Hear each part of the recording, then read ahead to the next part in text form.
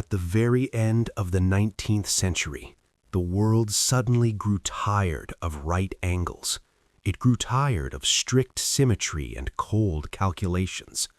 Imagine a line that has forgotten what a ruler is, a line that lives by its own rules.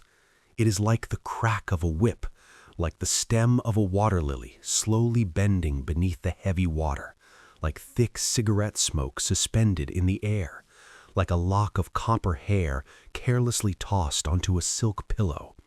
They called it the new art, Art Nouveau. It wasn't just a new way of painting pictures. It was an attempt to shatter the very frame of the painting and let it spill out into real life. The artists of Art Nouveau wanted to erase the boundary between high art and the chair you are sitting on, between a dense forest and the bedroom where you wake up. They believed that beauty should be total. Look at how the light passes through the stained glass, turning ordinary dust into golden pollen. How the wooden handrails of a staircase suddenly begin to flow and twist, like the roots of an ancient tree bursting through a marble floor. In this world, nothing is entirely still. Everything flows, everything breathes, everything intertwines. But why did this fragile, incredible tenderness break through exactly then, at the turn of the century? The answer lies just outside the window of this beautiful house. Listen. The world around was rapidly, ruthlessly turning into a giant smoke-belching factory. The Industrial Revolution brought humanity machines, steam engines, and electricity, but in return, it began to steal its soul. Cities were choked with acrid smog. Objects were produced on assembly lines, thousands, millions of absolutely identical faceless copies. Man was turning into a mere cog in a mechanism, and his environment into a gray brick geometry that left no room for miracles. And then this happened.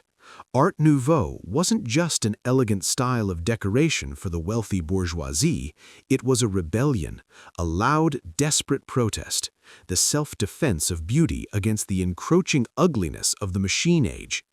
The artists took an unprecedented step. They did not hide from progress, they decided to conquer it. They took the cold, rough, dead materials of the new era, cast iron, steel, concrete, and glass, and commanded them to become nature. They decided to make the iron bloom. They forced heavy stone to melt and flow. They forged the metal pillars of subway stations to look like alien, carnivorous plants breaking through the asphalt.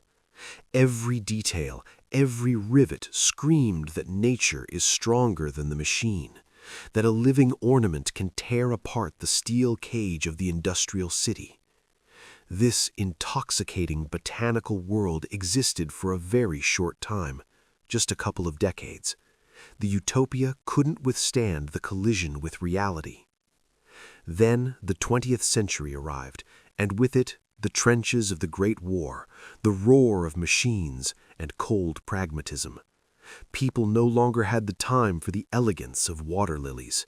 Right angles, bare functionalism, and concrete boxes won. The era of ornament died before it could grow old. But they left us this frozen, hypnotic dream, a testament to that brief moment when humanity sincerely believed that beauty could save the world from machines. They left us with the idea that every door handle, every street lamp, every cup on your table has the absolute right to be a masterpiece.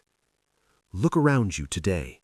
Look at the lines of your city, at the walls of your home. How much life is left in them? Or perhaps we have simply forgotten how it's done and are still waiting for the stone to breathe once again.